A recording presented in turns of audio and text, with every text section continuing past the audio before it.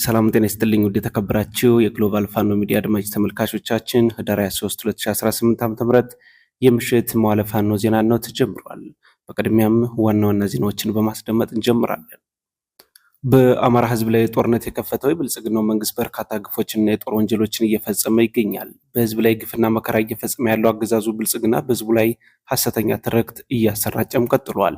በዝርዝር እንመለከተዋለን። በማዕከላዊ ጎንደር ቡርኳስ ዳዋዳሞትና ምንዛሮ ላይ በተደረገው ውጊያ 12 ያገዛዙ ወታደሮች ሲገደሉ ከ17 በላይ የሚሆኑ መቁሰላቸው ተሰምቷል። በምዕራብ አማራ ቀጠና ሽንዲ ወንበርማ ፋኖ የተሳካ የደፈጣ ጥቃት የፈጸመ ሲሆን በአዳራሽ የተሰበሰበው የባዴን ስብሰባም በሞርተር ተበትኗል። በምስራቅ አማራ ቀጠና ዳውንትና ፀሐይ መውጫ የምኒልክ ዕዝ ታላቅ ድል ተቀዳጅቷል። በዝርዝር ወደ እናንተ እናደርሳለን። በሰሜን ጎንደር ዞን አጅሬና ጃናሞራ በርካታ ንጹሃን ዜጎች መታሰራቸው ተገለጸ። ከታሰሩት መካከል ህፃናት፣ ሴቶችና አዛውንቶች ጭምር ይገኙበታል ተብሏል። የእንግሊዙ ዘጋርዲያን ጋዜጣ በዛሬ እትሙ ኢትዮጵያ ደግሞ ወደ ግጭት አፋፍ ላይ ባለችበት በዚህ ወቅት ፋኖ የተሰኘው የአማራ ብሔርተኛ ኃይል ካለም በተቆረጡት የሰሜን ምዕራብ ተራራማ አካባቢዎች ከመንግስት ጦር ጋር ከባድ ውጊያ ገጥሟል በሚል ዘገባ በሀገሪቱ ያለውን ውጥረት የሚያሳይ እይታ ይዞ ወጥቷል። ዘጋርዲያን በዘገባውም 80% የሚሆነውን የክልሉን አካባቢ ፋኖ መቆጣጠሩን አትቷል። በዝርዝር እናስደምጣችኋለን። በድጋሚ ጤና ይስጥልኝ የተከበራችሁ አድማጭ ተመልካቾቻችን፣ የግሎባል ፋኖ ሚዲያ ዩቲዩብ ገጻችን ላይክ እና ሼር ሰብስክራይብ በማድረግ ቤተሰብ ይሁኑ። ወደ ዝርዝር መረጃው አልፋለሁ። እስከ ፍጻሜው ድረስ አብራችሁ ቆዩ።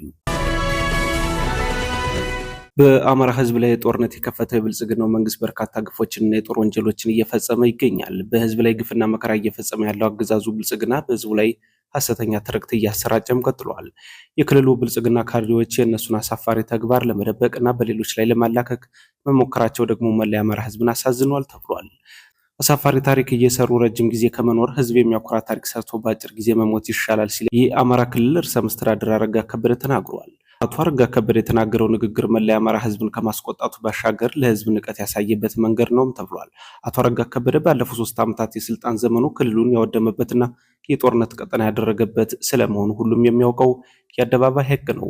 የአረጋ ከበደ አስተዳደር በዓለማችን ላይ በየትኛውም ህዝብ ላይ ተፈጽሞ የማያውቅ አሳፋሪ ተግባርም ፈጽሟል። በየትኛውም ዓለም አሳፋሪ ተግባር የፈጸሙ አምባገነኖች የራሳቸውን ታሪክ በሌሎች ቡድኖች ላይ መለጠፍ የተለመደ ተግባራቸው ነው። ይህንን አሳፋሪ ተግባራቸውን በሌሎች ላይ ለመለጠፍ ያደረጉት የክልሉ ብአዴን ሰዎች ንግግር በርካቶችን አስገርሟል። ዛሬ በተለያዩ ማህበራዊ ትስስር ገጾች ሲዘዋወር የዋለው የዚህ ታዳጊ ምስል የአረጋ ከበደ አሳፋሪ ተግባር አንዱ ማሳያም ተደርጎ ተወስዷል። ታዳጊዋ በአገዛዙ ጥምር ጦር ኃይል በአሰቃቂ ሁኔታ ጥቃት ተፈጽሞባት አካላዊም ሆነ ስነ ልቦናዊ ጉዳት ደርሶባታል። አሳፋሪ ተግባር እየፈጸሙ ረጅም ዕድሜ ከመኖር ጥሩ ነገር ሰርቶ በአጭር ጊዜ መኖር ብሎ የተናገረው አረጋ ከበደ ከሰሞኑ በወሎ እጅን በመቁረጥ የሰራውን አሳፋሪ ተግባር ግን የዘነጋው ይመስላል። በዚህ ወር በአማራ ክልል በርካታ አሳፋሪ ተግባር የተፈጸመው ሲሆን አሳፋሪውን ግብር የፈጸመው አቶ አረጋ ከበደ የሚያገለግሉት የብልጽግናው ቡድን እንደሆነም ተነግሯል። በሰሞኑ በሰከላ እረኞችን በአደባባይ የረሸነው ያረጋ ከበደ የብልጽግናው ቡድን መሆኑን የአካባቢው አርሶ አደር ምስክርነታቸውን እንዲህ ሲሉ ይናገራሉ። እዚያ ላይ ከብት ሲጠብቁ በቃ ከብት ጠብቁ ስንላቸው እነዚያ መከላከያ መጣና ወሰዳቸው፣ አረዳቸው። ስንት ናቸው? ሰባት። አይናቸውን ይህንን አውልቆ አይናቸውን አውልቆ የሰው ልጅ እኮ መመታት እኮ በክራሽ መሞት እኮ የሰው ልጅ ነበረ። ሟቹ ምንሽ ነው? ማን ነው የሚባለው? እድሜው ስንት ነው? 18። ምንድነው የተፈጠረው ትናንት ነው? ምን አባት ያውቃል። ወጣ ብሎ ሄዶ ጓደኞቹ ጋር ነው የሚጫወት የሚስቅ እዚያ ሜዳ ነው የሚጫወት ብዬሳለ ካላመጣው ልጅ ውስጥ ያዘልኝ አሉ። በህት ብዬ ልሄድ አሁን የግድ አሸክሟ ጉዞ ይለቀው ሆነ ብዬ ተቀመጥኩ ቤቴ። ማታ ወጣው ሄዱ ፍለጋ እደው እዚያ ላይ ወድቀው አግኝተዋቸው አነ ቤቴ ተኝቻ አይሪ አጠባብ ላይ ይዘውልን መጡ። ማን ይወስዳቸው አሏችሁ? መከላከያ አፋኑ ጋር ግንኙነት አለው? ምን አለው? እኔ ጋር ነው ተቀምጦ ዶሮ እያረባ ዚያታቻውን ዶሮችን ወይ ሰምታቸው ነው አስተመጣ ወጀ ራሱን ሰርቶ መርጎ በዶሮች ነው የሚፍታራጠር እንጂ ምን ተደረገ? እዚህ አካባቢ ተኩስ ነበር። እዚህ እነሱ የሚጫወቱበት ላይ አሬል ምንም የለም። በማዕከላዊ ጎንደር ቡርኳስ ዳዋ ዳሞትና ምንዛሮ ላይ በተደረገው የ12 ያገዛዙ ወታደሮች ሲገደሉ ከ17 በላይ የሚሆኑት መቁሰላቸው ተሰምቷል። የአማራ ፋኖ ብሔራዊ ኃይል ሰሜን አማራ ቀጠና በላይ ዘለቀ ዕዝ ዳግማዊ ቴዎድሮስ ኮር ስር የሚገኘው ግዙፉ ጎንደር የበጋሻው ክፍለ ጦር ትናንት ዳር 22 2018 ዓ.ም በጠላት ላይ ከባድ እርምጃ በመውሰድ ታላቅ ድል መቀዳጀቱን ለማረጋገጥ ችለናል። ከማዕከላዊ ጎንደር ጠዳ ከማክሰኝትና ከደጎማ ከተሞች ተሰብስቦ በዞኑ ስር ዳዋ ዳሞት ምንዛሮና ቡርባክስ በተባሉ አካባቢ ላይ በከባድ መሳሪያ ታግዞ ጥቃት ከፍቶ የነበረ የጸረ አማራው አገዛዝ ኃይል ከወደ ፋኖ የተከፈተበትን የጸረ ማጥቃት መቋቋም አቅቶት ሙትና ቁስለኛውን ማንሳት እስኪያቅተው ድረስ መፈርጠጡ ታውቋል። ትናንት ከንጋት ጀምሮ እስከ ቀኑ 9 ሰዓት በተደረገው አውደ ውጊያ በጎንደር የበጋሻው ክፍለ ጦር ስር ፋሲለደስ፣ ቃኘውና ጎንደር ብርጌድ የተሳተፉ ሲሆን በኦፕሬሽኑ ከ12 በላይ ጠላት ሲገደል ከ17 በላይ የሚሆኑት ደግሞ ክፉኛ ቆስለው ጎንደር ሆስፒታል መግባታቸው ተረጋግጧል። በዚሁ ቀጠና የአማራ ፋኖ ብሔራዊ ኃይል ሰሜን አማራ ቀጠና በላይዝ የሜጀር ጄኔራል ባንታባት አንደኛ ኮር ጣና ግላውዲዮስ ክፍለ ጦር በጠላት ላይ እርምጃ ወስዷል። የአማራ ፋኖ ብሔራዊ ኃይል ሰሜን አማራ ቀጠና በላይ ዘለቀ ዕዝ ሜጀር ጄኔራል ባንታባት አንደኛ ኮር ጣና ግላውዲዮስ ክፍለ ጦር ጣና ብርጌድ ከጉማራ ወደ ወረታ በፓትሮል ሲንቀሳቀስ የነበረን ጠላት በደፈጣ መደምሰስ ተችሏል። ልዩ ስሙ ታንኳ ገብርኤል መገንጠያ ላይ ደፈጣ በመጣል የፓትሮሉ ሹፌር ጨምሮ 4 የአድማ ብተና አባላት ሞት ሲሆኑ 7 ደግሞ ቁስለኛ ተደርገዋል።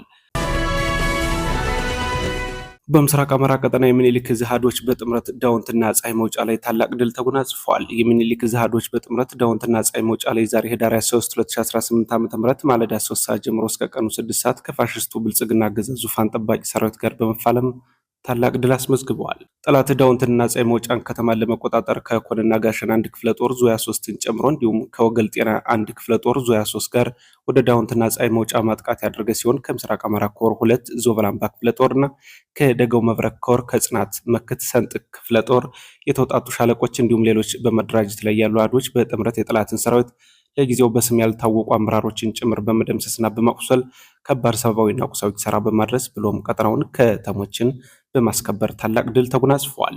በዚህ በድንቅ መናበብ በተመዘገበበት ታላቅ ፍልሚያ ድል የጠላት ሰራዊት በሁሉም አቅጣጫ የተመታ ሲሆን አስከሬንና ቁስለኛውንም ሳያነሳ ወደ መጣበት አቅጣጫ ሸሽቷል። በተጋድሎ በመደራጀት ላይ ያሉ ልዩ ዘመቻ አሃድ የተሳተፉ ሲሆን ከልጅ ኢያሱ ኮር 23ኛ ክፍለ ጦር አንድ ጓድ በውጊያ መሃል ደፈጣ ጥቃት በመፈጸም ታላቅ ጀብድ ሰርተዋል። በዚህ ታላቅ ተጋድሎ ከባድ ምት የተመታው አገዛዙ ከፍተኛ ድንጋጤ ውስጥ የገባ ሲሆን የደላንታና የወገል ጤና የብልጽግና ካድሬዎች ለአገዛዙ ብልጽግና ከፍተኛ ወታደራዊ አመራሮች ድረሱን ልንጠሪ አሰምተዋል። በምዕራብ አማራ ቀጠና የቴዎድሮስ ዕዝ 88ኛ ክፍለ ጦር የተሳካ የመጀመሪያ ኦፕሬሽን ማካሄዱን አስታውቋል። የአማራ ፋኖ ብሔራዊ ኃይል ቴዎድሮስ ዕዝ የ109ኛ ኮር አካል የሆነችው 88ኛ ክፍለ ጦር በጠላት እንቅስቃሴ ላይ የተመሰረተ የተሳካ የማጥቃት ኦፕሬሽን አካሂዶ በአገዛዙ ጥምር ጦር ላይ ከፍተኛ የሆነ ሰብአዊና ቁሳዊ ኪሳራ ማድረስ ችሏል። መነሻውን ከሽንዲ ከተማ አድርጎ ወደ ኮኪ በተንቀሳቀሰው የአገዛዙ ጥምር ጦር በተወሰደ የተጠና የደፈጣ ጥቃት ቁጥሩ በውል ያልታወቀ የጠላት ኃይል ተመቷል። በሽንዲ ከተማ በመግባትም የተሳካ ኦፕሬሽን የተፈጸመ ሲሆን የአገዛዙ ወንበር አስጠባቂ ሚሊሻ ላይም ጠንከር ያለ እርምጃ ተወስዷል። ይህ በእንዲህ እንዳለ በሉማሜ ከተማ ነዋሪዎችን በማስገደድ ሊደረግ የነበረው ስብሰባ 206ኛ ኮር 34ኛ ክፍለ ጦር ባደረገው የሞርተር ጥቃት ስብሰባውን መበተኑን አስታውቋል። የአማራ ሕዝብ ታሪካዊ ጠላቶችና አረጋ ከበደ በተገኙበት የሉማሜ ከተማ ነዋሪዎችን በማስገደድ ሊያደርጉት በነበረው ስብሰባ ላይ በተደረገ የሞርተር ጥቃት የአረመኔው ካድሬዎች ስብሰባውን አቋርጠው ወደ ደብረ ማርቆስ ከተማ ፈርጥተዋል። በሉማሜና አካባቢው ሕዝብ ላይ የሐሰት ትርክት በመንዛት ትግሉን ለማጠልሸት አቅደው የሚንቀሳቀሱት የአረመኔው አገልጋይ ካድሬዎች ኢላማ ያደረገው የ206ኛ ኮር 34ኛ ክፍለ ጦር የሞርተር ጥቃት በተፈጸመ በደቂቃዎች ውስጥ ስብሰባውን አቋርጠው የፈረጠጡ ሲሆን ስብሰባውንም ያለምንም የሐሳብ ልውውጥና ዲስኩር ተበትኗል። አረጋ ከበደ፣ አብዱ ሁሴንና ሌሎች ካድሬዎችና የ602ኛ ኮር አዛዦች በተገኙበት ሊደረግ የነበረው ስብሰባ አዳራሹን በትርምስ የተዋጠ ሲሆን የጠላት እቅድም በ206ኛ ኮር በተፈጸመ የሞርተር ጥቃት ሳይሳካ ቀርቷል። ከኦሮሚያ ኦህዴድ ብልጽግና ጋር በመተባበር የአማራ ሕዝብ በጀምላ የሚያስጨፈጭፉት ካድሬዎቹ ከሞርተሩ ጥቃት ለትንሽ ማምለጣቸው ነው የተነገረው። የአገዛዙ ሰራዊት ማዕከላዊ ዕዝ 104ኛ ኮር አገዛዙን በመክዳት ፋኖን ተቀላቀሉ። የአገዛዙ ሰራዊት ማዕከላዊ ዕዝ 104ኛ ኮር 16ኛ ክፍለ ጦር 2ኛ ሬጅመንት አገዛዙን በመክዳት የአማራ ፋኖ ብሔራዊ ኃይል ምስራቅ አማራ ቀጠና ሚኒሊክ ዕዝ ግዙፍ ላስታ ጄኔራል አሳምነው ጽዬ ኮር የጥራሪ ክፍለ ጦር የ5ኛ ሻለቃ ቀኝን ተቀላቅለዋል። 4 የአገዛዙ ሰራዊት አባላት ህዳር 22 2018 ዓ.ም ከነሙሉ ትጥቃቸው ወደ ፋኖ የተቀላቀሉ ሲሆን በአገዛዙ ሰራዊት በኩልም ከፍተኛ የሆነ የብሔር ግጭት መከሰቱንም ተናግረዋል። በተለይም በሰራዊቱ ውስጥ የአማራ ተወላጆች ከፍተኛ የሆነ ሰቆቃና እንግልት እየደረሰባቸው ይገኛል ብለዋል። አክለውም በአገዛዙ ውስጥ ያለው አባል ተስፋ የቆረጠና ውጊያንም የጠላ ስለሆነ አገዛዙ ብልጽግና በከፍተኛ ስጋት ውስጥ ይገኛል ብለዋል። የፋኖ ትግልን በተለይ አንድነት ላይ መስራት ከተቻለ በቅርቡ አገዛዙን መጣል እንደሚቻል ጠቁመዋል። በመሆኑም ሁሉም አማራና ኢትዮጵያዊ በእነሱ እሳቤ ልክ ተረድቶ ከአገዛዙ በመውጣት ፋኖን በመቀላቀል አማራውን አልፎም ኢትዮጵያን ማዳን አለበት በሚል ሀሳብ ተናግረዋል። በሰሜን ጎንደር ዞን አጅሬና ጃናሞራ በርካታ ንጹሃን መታሰራቸው ተገለጸ። ከታሰሩት መካከል ህጻናት፣ ሴቶችና አዛውንቶች ጭምር ይገኙበታል ተብሏል። በአጅሬ ጃናሞራ የገባው የጠላት ኃይል በአካባቢው ማህበረሰብ ላይ ሰብአዊ ድርጊት እየፈጸመም ይገኛል። በአጅሬና ጃናሞራ የገባው የጠላት ኃይል ከፍተኛ የሆነ ሰብአዊና ቁሳዊ ኪሳራን ማስተናገዱን ተከትሎ በማህበረሰቡ ላይ ቂም ቁርሾውን እያወራረደ ቀጥሏል። በአጅሬና ጃናሞራ በነበረው አውደ ውጊያ ከ200 በላይ ሰራዊት ማጣቱን መዘገባችን ይታወሳል።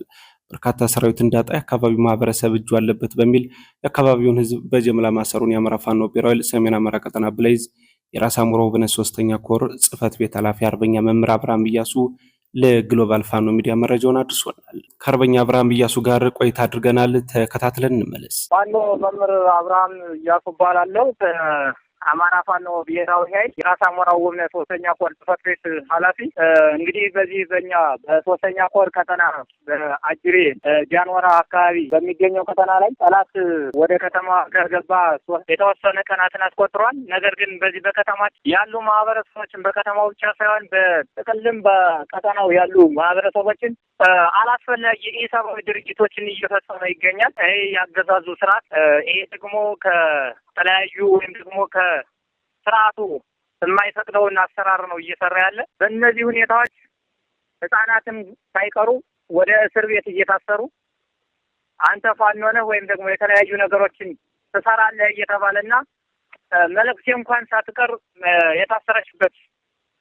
ስለዚህ ማህበረሰቡን እያሳቀቀ ገበሬው ሰርቶ እንዳይበላ ውሎ እንዳይገባ እናት እንግዲህ ከቤቷ እንዳትውል እየተደረገ ነው ያለና ይሄ የብልጽግና ቡድን የተለያዩ እንግዲህ በተለያየ በሽታ ወይም ደግሞ እናቶችን አስገድዶ በመድፈር የሚፈጽም ኃይልን ያዘጋጀ በመሆኑ ማህበረሰቡ በተለይ መንግስት ተብዬ በሚጠራው አካባቢ ወይም ደግሞ የፋኖ ባልገባበት አካባቢ ላይ ያሉ ማህበረሰቦች ውለው መግባት እንኳን አስቸግረዋል።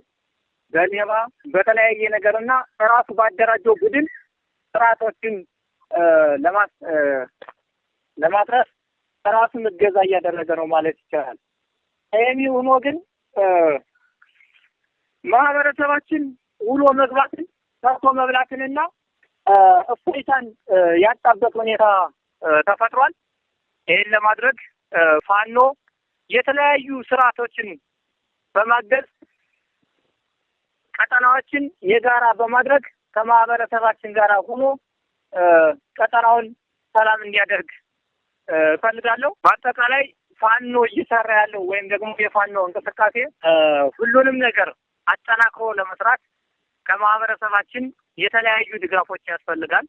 እነዚህ ድጋፎች ደግሞ የገንዘብ ድጋፍ ብቻ ሳይሆን የሀሳብ ድጋፍና ይህ ቡድን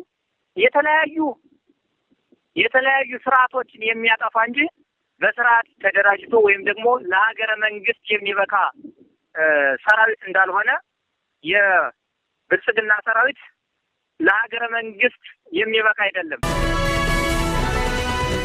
የእንግሊዙ ዘጋርዲያን ጋዜጣ በዛሬ እትሙ ኢትዮጵያ ዳግም ወደ ግጭት አፋፍ ላይ ባለችበት በዚህ ወቅት ፋኖ የተሰኘው የአማራ ብሔርተኛ ኃይል ካለም በተቋረጡት የሰሜን ምዕራብ ተራራማ አካባቢዎች ከመንግስት ጦር ጋር ከባድ ውጊያ ገጥሟል ብሏል። አክሎም የክልሉን 80% የሚሆነውን አካባቢ የፋኖ ኃይሎች ተቆጣጥረዋል ሲል ዘጋርዲያን ዘግቧል። የትግራይ ጦርነት ካበቃ ከ3 ዓመታት በኋላ ኢትዮጵያ በሰሜን ምዕራብ ክፍሏ በተቀሰቀሰ ከባድ የትጥቅ አመጽ እየተናጠች ነው የሚለው ዘገባው አብዛኛው በቀድሞ የአማራ ክልል ልዩ ኃይል አባላት የተዋቀረ ፋኖ በአሁኑ ወቅት ሰፊውን የአማራ ክልል ገጠራማ አካባቢዎች 80% ገደማ መቆጣጠሩን ሪፖርቱ ያሳያል ብሏል። ዘገባው እንዳመላከተው የፌዴራል ኃይሎች አመጹን ለማፈን በሚያደርጉት ጥረት ሰፊ የሰብአዊ መብት ጥሰቶችን እየፈጸሙ ነው ብሏል። ከነዚህ መካከል አፈና፣ የጅምላ ጭፍጨፋ፣ ጾታዊ ጥቃቶችና በሰብአዊ እርዳታ ሰራተኞች ላይ የሚደርሱ ጥቃቶች ይገኙበታል። ሁኔታው ከቁጥጥር ውጭ ነው ያለው ዘገባው በክልሉ ከሱዳን ጦርነት የሸሹ ስደተኞችን ጭምር ከ2.3 ሚሊዮን በላይ ህዝብ አፋጣኝ ሰብአዊ እርዳታ እንደሚያስፈልገው አስታውቋል። ይህ ሁሉ የተጀመረው በአንድ ወቅት የፌዴራል መንግስት አጋር የነበረው ፋኖ ከትግራይ ጦርነት በኋላ በፕሪቶሪያው የሰላም ስምምነት ክደት ተፈጽሞብኛል በማለት ወደ ትጥቅ ትግል የገባ መሆኑን ዘጋርዲያ ዘግቧል። በተለይ መንግስት የክልል ልዩ ኃይሎችን ለመበተን መወሰኑ በአማራ ተዋጊዎች ዘንድ እንደ ቀጥተኛ የጸጥታ ስጋት ተወስዷል። ዘገባው ይህንን ጥልቅ የክደት ስሜት ሲል ይገልጸዋል። በሺዎች የሚቆጠሩ የቀድሞ የልዩ ኃይል አባላትም የፋኖን ጦር በመቀላቀል ወታደራዊ ልምዳቸውና ትጥቃቸውን ይዘው በርካታ ሰራዊት እንዳፈሩም ተገልጿል። በድጋሚ ጤና ይስጥልኝ የተከበራችሁ አድማጭ ተመልካቾቻችን ለዛሬ ህዳር 23 2018 ዓ.ም ለምሽት ያዘጋጀንላችሁ አበይት መረጃዎች የተከታተላችሁትን ይመስል ነበር። ከኛ ጋር ቆይታ ስላደረጋችሁ እጅግ አድርገን እናመሰግናለን። በያላችሁበት መልካም ጊዜ ጤና ይስጥልኝ።